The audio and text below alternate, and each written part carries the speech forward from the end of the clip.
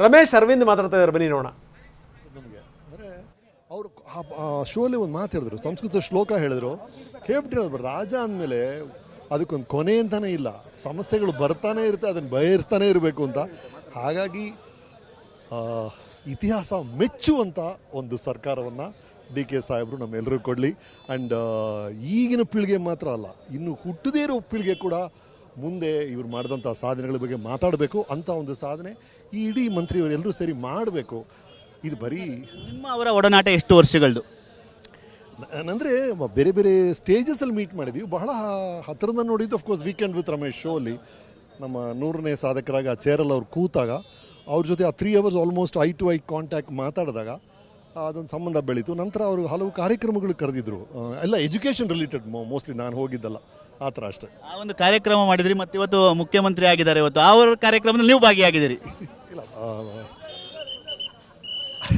ಅವ್ರು ನಮ್ಮ ಶೋಲ್ ಒಂದು ಭಾಳ ಅದ್ಭುತವಾದ ಮಾತು ಹೇಳಿದ್ರು. ಅಂದರೆ ಬಂಗಾರಪ್ಪ ಅವರು ಇವ್ರನ್ನ ಮಂತ್ರಿ ಮಾಡ್ತಾರೆ, ಆಗ ಬಂಗಾರಪ್ಪ ಅವರು ಹೇಳ್ತಾರೆ, ನಾನು ಜೈಲ್ ಮಂತ್ರಿ ಆಗಿದ್ದೆ, ನಾನು ಚೀಫ್ ಮಿನಿಸ್ಟರ್ ಆಗಿದ್ದೀನಿ, ನಿಮ್ಮನ್ನು ಜೈಲ್ ಮಂತ್ರಿ ಮಾಡ್ತೀನಿ, ಮುಂದೆ ನೀವು ಚೀಫ್ ಮಿನಿಸ್ಟರ್ ಆಗಬೇಕು ಅಂತ ಹೇಳಿದ್ರಂತೆ.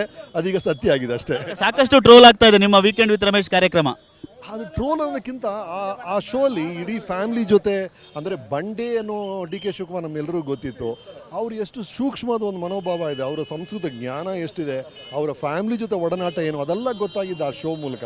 ಹಾಗಾಗಿ ಜನಕ್ಕೆ ಇಷ್ಟ ಅಷ್ಟೇ. ಕಲಾವಿದರಾಗಿ ಏನು ನಿರೀಕ್ಷೆ ಮಾಡೋಕ್ಕೆ ಇಷ್ಟಪಡ್ತೀರಿ ಸರ್? ಕಲಾವಿದರಾಗಿ ಅನ್ನೋ ತಕ್ಷಣ ಒಬ್ಬ ಕರ್ನಾಟಕದ ಪ್ರಜೆಯಾಗಿ ನಾವೆಲ್ಲರೂ ನಿರೀಕ್ಷೆ ಮಾಡೋದಾದ್ರೆ, ಯಾವುದೇ ಒಂದು ಹೊಸ CM ಬಂದರೂ ನಮ್ಮ ನಿರೀಕ್ಷೆಗಳಷ್ಟೇ, ನಮ್ಮ ನಿರೀಕ್ಷೆಗಳು, ನಮ್ಮ ಕನಸುಗಳು, ನಮ್ಮ ಭವಿಷ್ಯದ ಭಯಗಳು ಎಲ್ಲವೂ ನಿಮ್ಮ ಹೆಗಲ ಮೇಲಿದೆ. ಹಾಗಾಗಿ ನಿಮಗೆ ಸಿಕ್ಕದಂಥ ಕರ್ನಾಟಕಕ್ಕಿಂತ ನೀವು ಮುಂದೆ ಬಿಟ್ಟು ಹೋಗುವಂಥ ಕರ್ನಾಟಕ ಇನ್ನೂ ಅತಿ ಶ್ರೇಷ್ಠವಾದ ಕರ್ನಾಟಕ ಆಗಿರಬೇಕು ಅನ್ನೋದೇ ನಮ್ಮೆಲ್ಲರ ಆಸೆ. ಇದಿಷ್ಟು ನಟರಾದಂಥ ಅರವಿಂದ್ ರಮೇಶ್ ಅವರ ಮಾತು. ನೋಡಿ, ರಮೇಶ್ ಅರವಿಂದ್ ಎಂತ ಅದ್ಭುತವಾಗಿ ಮಾತಾಡಿದ್ರು ಅಂತ. ಈ ಪೀಳಿಗೆ ಅಲ್ಲ, ಮುಂದೆ ಬರುವಂಥ ಪೀಳಿಗೆ ಕೂಡ ನಿಮಗೆ ಜ್ಞಾಪಕ ಇಟ್ಕೋಬೇಕು, ಅಂಥ ಒಂದು ಕೆಲಸ ಮಾಡಿ ಅಂತ. ಈ ಇರುವಂಥ ಕಾಲಕ್ಕಿಂತ ಮುಂದಿನ ಕಾಲದವರು ಕೂಡ ನಿಮ್ಮ ಬಗ್ಗೆ ಮಾತಾಡಬೇಕು, ಅಂಥ ಒಳ್ಳೆ ಕೆಲಸ ಮಾಡಿ ಅಂತ. ನೋಡಿ, ಎಂಥ ಅದ್ಭುತವಾದಂಥ ಸಂದೇಶ. ರಮೇಶ್ ಅರವಿಂದ್ ಸಾಮಾನ್ಯವಾಗಿ ಇಂಥ ಕಾರ್ಯಕ್ರಮಗಳಿಗೆ ಬರಲ್ಲ, ಹೌದು, ಅವರು ಭಾಳ ಅಪರೂಪಕ್ಕೆ ಬಂದಿದ್ದಾರೆ ಇಂಥ ಕಾರ್ಯಕ್ರಮಗಳಿಗೆ.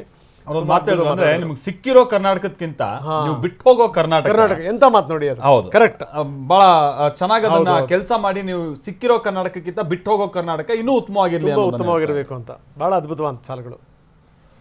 ಆಮೇಲೆ ಇದಾದ ನಂತರದಲ್ಲಿ ಡಿ ಕೆ ಶಿವಕುಮಾರ್ ಅವ್ರದ್ದು ಒಂದು ಸಣ್ಣದಕ್ಕೆ ಒಂದು ರೋಡ್ ಶೋ ಕೂಡ ಇದೆ ಅಂತ ತಿಳಿದು ಬಂದಿತ್ತು. ಆ ಕಾರಣಕ್ಕಾಗಿನೇ ಹೇಳಿದ್ವಿ, ಇವತ್ತು ಸಂಜೆ ಎಲ್ಲ ಅಲ್ಲಿ ಓಡಾಡೋದು ಸ್ವಲ್ಪ ಅವಾಯ್ಡ್ ಮಾಡಿ ಅಂತ ಹೇಳ್ಕೊಂಡು. ಈಗ ಅಲ್ಲಿ ಶ್ರೀಗಳು ಕೂಡ ವಿಧಾನಸೌಧಕ್ಕೆ ಬಂದು ಹೊರಟಿದ್ದಾರೆ ಅಂತ ಕಾಣಿಸುತ್ತೆ. ಡಾಕ್ಟರ್ ಕರಿ ವೃಷಭ ದೇಶಿಕೇಂದ್ರ ಶಿವಯೋಗಿ ಸ್ವಾಮೀಜಿ, ರಾಮಲಿಂಗಾರೆಡ್ಡಿ ಅವರು ಕೂಡ ಕಾರ್ಯಕ್ರಮ ಮುಗಿಸ್ಕೊಂಡು ಹೊರಬರ್ತಾ ಇದ್ದಾರೆ. ಅವರು ಕೂಡ ಒಂದು ಉನ್ನತ ಖಾತೆಯ ನಿರೀಕ್ಷೆ ಇದ್ದಾರೆ. ಆಮೇಲೆ ನಾನು ಆಗ್ತಾನೆ ಹೇಳಿದಾಗೆ ಅವರಿಗಿದು ಬಹಳ ಮುಖ್ಯ, ಅವ್ರನ್ನ ಎಷ್ಟು ಚೆನ್ನಾಗಿ ಇಲ್ಲಿ ಪಕ್ಷ ಬಳಸ್ಕೊಳ್ಳುತ್ತೆ ಈ ಬಾರಿ ಅಂತ ಹೇಳ್ಕೊಂಡು. ಯಾಕಂದ್ರೆ GBA ಚುನಾವಣೆ ಇರ್ಬೋದು, ಕೋರ್ಟ್ ಕೂಡ ಬಹಳ ಸಂದರ್ಭದಲ್ಲಿ ಡೈರೆಕ್ಷನ್ಸ್ ಕೊಡ್ತಾ ಇದೆ. ಹಾಗಾಗಿ ಏನಾದ್ರು ಚುನಾವಣೆ ಆದರೆ ಈ ಬೆಂಗಳೂರಿನ ಒಳ ಹೊರವನ್ನ ಅರಿತಿರುವಂಥವ್ರು ರಾಮಲಿಂಗಾರೆಡ್ಡಿ ಅವರು ಬಹಳ ಅನುಕೂಲಕ್ಕೆ ಬರ್ತಾರೆ ಅವರು ಪಕ್ಷಕ್ಕೆ. ನೋಡಿ ಅವ್ರು ಬರ್ತಿರೋದು ನೋಡಿ, ಯಾವುದೇ ಹಮ್ಮು ಬಿಮ್ ಇಲ್ಲದೆ ರಾಮಲಿಂಗಾರೆಡ್ಡಿ ಸೀದಾ ಸಾದಾ ಮನುಷ್ಯ.